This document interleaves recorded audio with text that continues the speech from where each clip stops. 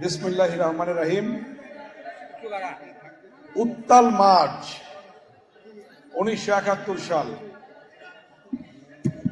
সময় উপযোগী আজকের এই আলোচনা সভার সম্মানিত সভাপতি বীর মুক্তিযোদ্ধা ঢাকা বিশ্ববিদ্যালয়ের ভূতত্ত্ব বিভাগের চেয়ারম্যান ছিলেন, ঢাকা বিশ্ববিদ্যালয়ের অধ্যাপক, মুক্তিযুদ্ধের সংগঠক, এক সময়ের সাবেক ছাত্রনেতা, বিএনপির স্থায়ী কমিটির জ্যেষ্ঠ সদস্য, সিনিয়র সদস্য এবং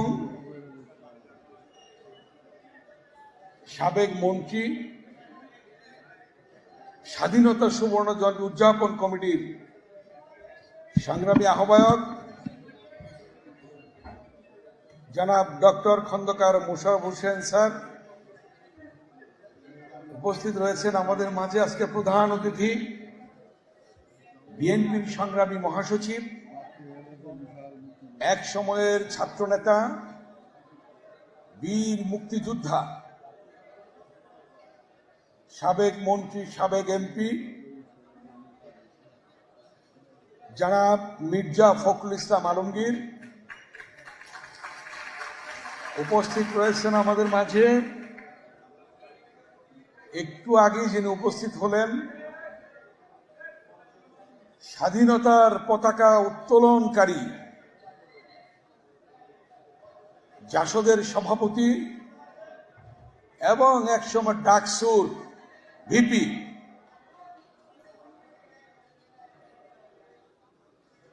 জনাব আসম আব্দুর রব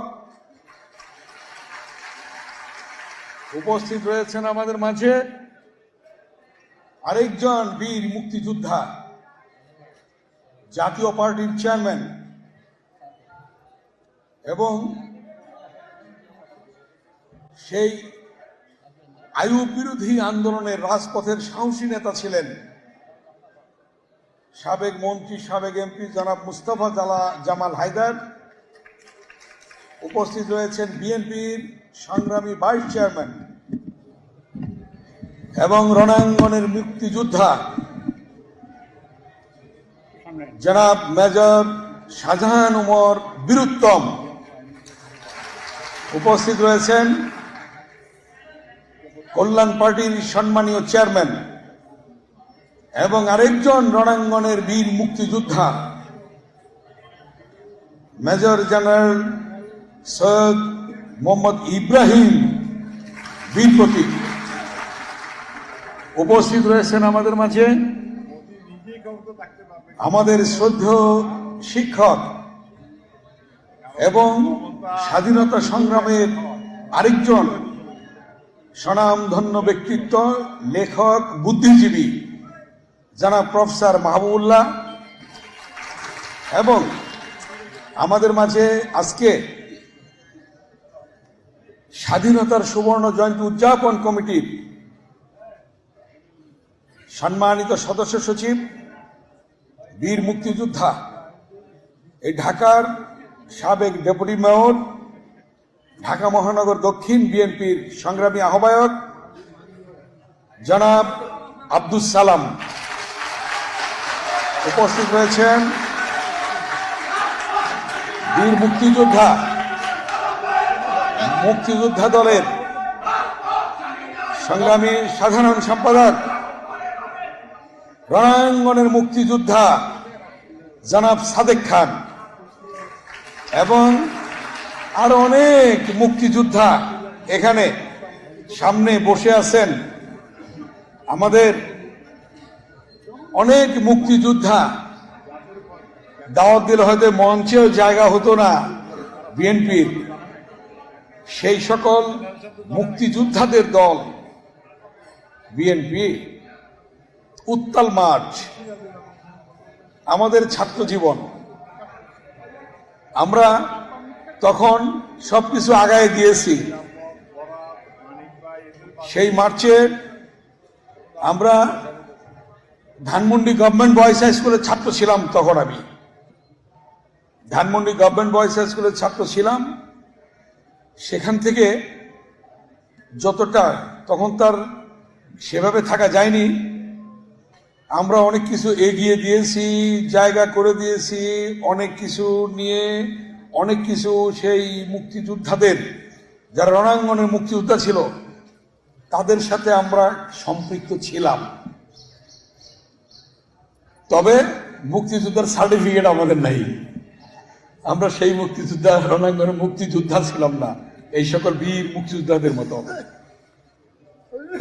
আজকের যদি প্রথম স্মরণ করতে হয়, এই স্বাধীনতার ঘোষক কালুরঘাট বেতার কেন্দ্র থেকে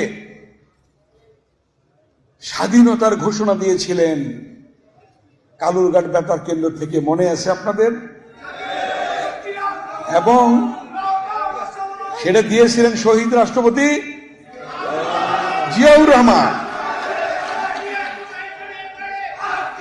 জিয়াউর রহমান স্বাধীনতার ঘোষণা দিয়ে রণাঙ্গনে সেদিন সশস্ত্র সংগ্রামে তিনি নেমেছিলেন এবং তার আহ্বানে সেই সকল সরকারি বেসরকারি যত ধরনের ক্যান্টনমেন্টে, রাজারবাগে, যে একজন মেজর যখন স্বাধীনতার ঘোষণা দিলেন এবং রিভোল্ট করলেন পাকিস্তানি সরকারের সাথে, রিভোল্ট করে মাঠে নেমে গেলেন, শুরু হয়ে গেল মুক্তিযুদ্ধ। এবং বাংলার দামাল ছেলেরা, ছাত্র যুবক, তারা সেদিন মাঠে নামলো, মুক্তিযুদ্ধে শরীক হলো, ট্রেনিং নিল। এবং সাথে সাথে আরেকটা জিনিস স্মরণ করিয়ে দিতে চাই, কারণ আমি বক্তব্য অত্যন্ত সংক্ষিপ্ত করব, আমার শ্রদ্ধেয় নেতারা বলবেন ওনাদের অভিজ্ঞতার আলোকে। আজকের বিএনপির চেয়ারপারসন, 3 বারের প্রধানমন্ত্রী দেশনেত্রী বেগম খালেদা জিয়া সেদিন কিন্তু 2 শিশু সন্তান, আজকের বিএনপির ভারপ্রাপ্ত চেয়ারম্যান দেশনায়ক তারেক রহমান এবং মরহুম আরাফাত রহমান কোকোকে নিয়ে গ্রেফতার অবস্থায় ছিলেন। এটা হয়তো অনেকেই জানতেন না। আমাদের এই স্বাধীনতা সুবর্ণ জয়ন্তী উদযাপন কমিটি সেদিন মনে করিয়ে দিয়েছেন, সেদিন সেই কর্মসূচি তারা গ্রহণ করেছেন। আজকের স্বাধীনতার সুবর্ণ জয়ন্তী উদযাপন কমিটি সেই 1 বছর পূর্ব থেকে যেটা শুরু করেছেন, যেটা মনে করিয়ে দিয়েছেন, অতএব বাংলাদেশে মুক্তিযোদ্ধার দল বিএনপির উপরে আর অন্য কোন দল নেই। সেটা ডক্টর খন্দকার মোশাররফ হোসেন স্যার এবং বীর মুক্তিযোদ্ধা আব্দুল সালাম সকলের মনের মধ্যে গেঁথে দিয়েছেন। অতএব শুধু এইটুকুন আজকে বলবো, সেই দলকে আজকে অবহেলা করা হচ্ছে। সেই দলের স্বাধীনতার ঘোষকের স্ত্রীকে, প্রথম রাষ্ট্রপতি জিয়াউর রহমানের স্ত্রীকে, 3 বারের প্রধানমন্ত্রীকে, সেক্টর কমান্ডার স্ত্রীকে, জেড ফোর্সের অধিনায়কের স্ত্রীকে আজকে চিকিৎসাটা পর্যন্ত দেওয়া হচ্ছে না, বিদেশে যাওয়ার সুযোগ দেওয়া হচ্ছে না। বেলেবল সেকশন, যদিও মিথ্যে মামলা, মিথ্যে সাজা, তাকে মুক্ত করছে না, জামিন দিচ্ছে না। একমাত্র আক্রোশ শেখ হাসিনার।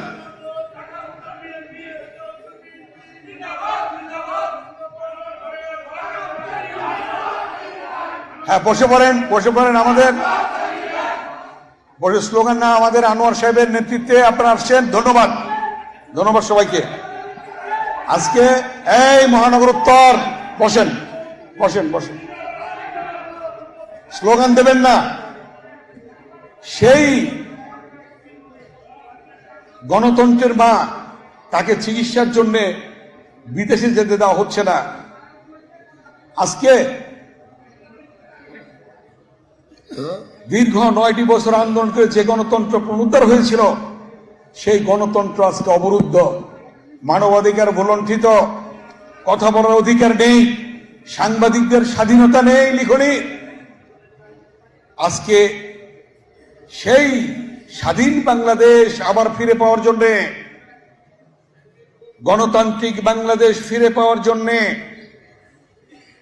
এবং আগামী দিনে আপনাদের প্রত্যাশা অনুযায়ী সরকার নির্বাচন করার জন্য, নেতা নির্বাচন করার জন্য নতুন করে আবার সংগ্রাম আন্দোলন শুরু হয়েছে, ঠিক কিনা ভাইয়েরা?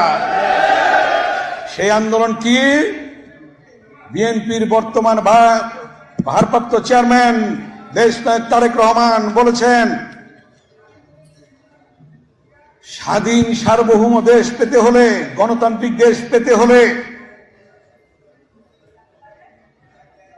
বলেছেন, যদি তুমি ভয় পাও তবে তুমি শেষ, আর যদি তুমি রুখে দাঁড়াও, মুক্তিযুদ্ধের মতো রুখে দাঁড়াতে হবে। আরেকটা স্লোগান দিয়েছেন দেশনায়ক তারেক রহমান, সেটি কি? দেশ যাবে কোন পথে, ফয়সালা হবে রাজপথে। রাজপথ ছাড়া ফয়সালা কোনদিন হয়েছে? হয় নাই। 52-এর ভাষা আন্দোলনে মায়ের ভাষা প্রতিষ্ঠার জন্য রাজপথ ছাড়া ফয়সালা হয়েছে? সেদিন জব্বার সালাম বরকত রক্ত দিয়ে মায়ের ভাষা প্রতিষ্ঠা করেছিল। 62-র শিক্ষা আন্দোলন, শিক্ষার অধিকার প্রতিষ্ঠার জন্য সেদিন ওয়াজুল্লাহ বাবুলের রক্তের বিনিময়ে সেদিনই বাংলাদেশে আমরা শিক্ষার অধিকার পেয়েছিলাম। 69-এর গণ অভ্যুত্থান, শহীদ আসাদের রক্তের বিনিময়ে আমরা সেদিন পেয়েছিলাম। সফল গণ অভ্যুত্থানের মধ্য দিয়ে স্বাধীনতার বীজ বপন হয়েছিল। 71-এর মুক্তিযুদ্ধ, মহান স্বাধীনতার ঘোষক শহীদ রাষ্ট্রপতি জিয়াউর রহমানের স্বাধীনতার ঘোষণার মধ্য দিয়ে এই যে মঞ্চে বসা আছে আসম আব্দুর রব, তৎকালীন ডাকসুর ভিপি, স্বাধীনতার পতাকা উত্তোলন করার মধ্য দিয়ে এই বাংলাদেশ স্বাধীন হয়েছিল, ঠিক কিনা কথা? সেই জন্যে 90-এর স্বৈরাচার বিরোধী আন্দোলনে সেদিন জয়নালে জাফর, দীপালি সাহা, সেলিম দেলোয়ার, রাউফুন বসুনিয়া, শহীদ নূর হোসেন জিহাদ, ডাক্তার মিলনের রক্তের মধ্য দিয়ে পেয়েছিলাম আমরা গণতন্ত্র। দেশ নেত্রী বেগম খালেদা জিয়ার আপসীর নেতৃত্বের মধ্য দিয়ে আজকে বাংলাদেশ যেভাবে চলছে, ওই যে দেশনায়ক তারেক রহমানের স্লোগান, দেশ যাবে কোন পথে, ফয়সালা হবে রাজপথে, এবং সর্বশেষ যে স্লোগানটি দিয়েছেন জনগণের ভোটাধিকার প্রতিষ্ঠার জন্য, হটাও মাফিয়া, বাঁচাও দেশ, টেক ব্যাক বাংলাদেশ।